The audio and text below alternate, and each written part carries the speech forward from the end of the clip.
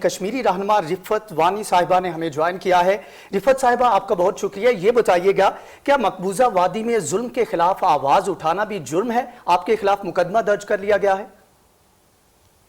बिस्मिल्लाहिर्रहमानिर्रहीम, अस्सलाम वालेकुम। जी, हमारे लिए तो वहाँ पे सब कुछ ही जुर्म है। बात करना, चले हम हथियार की बात नहीं करते जिन लोगों ने हथियार उठाया है। हिंदुस्तान ने हमेशा हमें कहा कि आप लोग हथियार नहीं उठाओ, अब बात करो। अब आप देखिए जो बात करते हैं उनके साथ क्या किया जाता है। इन्होंने हमारी एक पीसफुल जो मूवमेंट थी, हमारा जो एक बेसिक राइट था, उसको दबाने के लिए जिस हद तक ये जा सकते थे, जो जुल्म ये कर सकते थे, वो इन्होंने किया।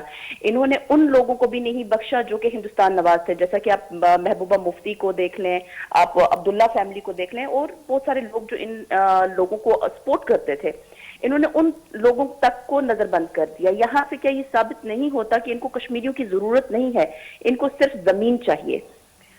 तो ये लोग हर तरह के हथकंडे जो हैं वो हमारे ऊपर इस्तेमाल करते हैं। ये तो एक मामूली सी FIR है, और हम कश्मीरी तो हमारे तो दो ही घर हैं, या जेल या कब्र, तो हम इनसे डरते नहीं हैं। जी रिफत वानी साहबा, ये बताइएगा कि इंडिया सेकुलर स्टेट होने का दावेदार है, तो जो जुल्म किया जा रहा है इसके लिए आपके साथ दूसरी जमातों या दूसरे जो मकबे फिक्र के लोग हैं, क्या वो लोग आपके साथ खड़े होते हैं? जाहिर बात है, कश्मीर में अगर आप देखें कि तमाम जितने भी लोग हैं वो सब एक दूसरे को सपोर्ट करते हैं। लेकिन आप देखिए पिछले 8 महीने से जो वहाँ पे जो सिचुएशन है, जैसा कि आप देखते हैं कि जब 5 अगस्त को इन्होंने जो रिवोक किया आर्टिकल 370, उसके बाद से जो ना हालात टोटली डिफरेंट हो गए हैं। पहले तो 8 महीने बंद रहा, अभी दोबारा से जो है लॉकडाउन हुआ, तो इसमें जो है लोग नजरबंद हैं, कोई किसी के लिए कुछ कर नहीं सकता। पहले ये होता था कि कुछ भी होता था लोग सड़कों पे आ जाते थे, किसी के लिए प्रोटेस्ट करते थे, या जो है ना अपना एक प्रोटेस्ट ही रिकॉर्ड करते थे वो बेचारे, और क्या कर सकते हैं। तो वो चीजें भी जो है ना अभी नहीं हो सकती हैं, क्योंकि पहले इन्होंने जिस तरह से लॉकडाउन रखा, वहां पे कर्फ्यू जो था सेक्शन 144 वहां पे नाफिज किया हुआ था, लोग बाहर नहीं निकल सकते थे, और वहां पे जो है देखते ही गोली मार देने का हुक्म था, तो उससे भी लोग जो है वो नहीं निकलते थे बाहर। अब तो बिल्कुल ही कोरोना वायरस और इसकी वजह से नहीं निकलते, और अगर कोरोना वायरस नहीं भी हो तो हम तब भी कैद हैं। तो इस टाइम जो ये स्पेसिफिक टाइम है, इसमें तो कोई किसी के लिए कुछ नहीं कर सकता। हमदर्दियां जरूर हैं, लोग देख रहे हैं, सुन रहे हैं, लेकिन वो मजबूर है, बेबस हैं, वो घरों में कैद हैं। हमारे घर हमारे लिए जेल बना दिए गए हैं, तो क्या करेगा कोई इस टाइम किसी के लिए? बस हमदर्दी और जो है इज़हार अफसोस ही है। जी रिफत वानी साहिबा, FIR के हवाले से भी बताइएगा, इनके पीछे कौन लोग हैं, इनके बारे में भी कुछ पता है आपको? देखिए, ये इसमें जो है जो स्टेट होती है वो खुद इन्वॉल्व होती है। ये साइबर क्राइम में जो है इन्होंने उसको किया है, और ये सिर्फ मैं नहीं हूँ, वहाँ पे बहुत सारे लोग हैं।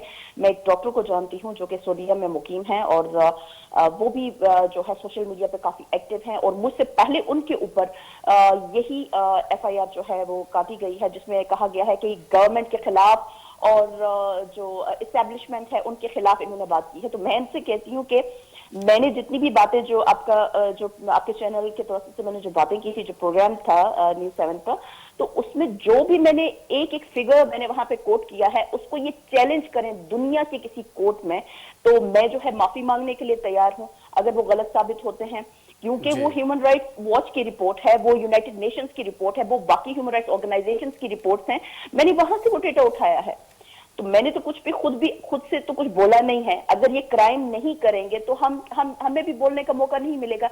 ये क्राइम करेंगे तो ये क्या समझते हैं कि दुनिया में सब लोग खामोश होकर बैठ जाएंगे, और ये डंडे के जोर पे, बंदूक के जोर पे जो है हम लोगों को खामोश करवा देंगे? तो ये तो नामुमकिन बात है। वो हमारे यहाँ तो अब एक मशहूर जुमला है, Kashmiris are born to die, कि हम पैदा ही मरने के लिए होते हैं।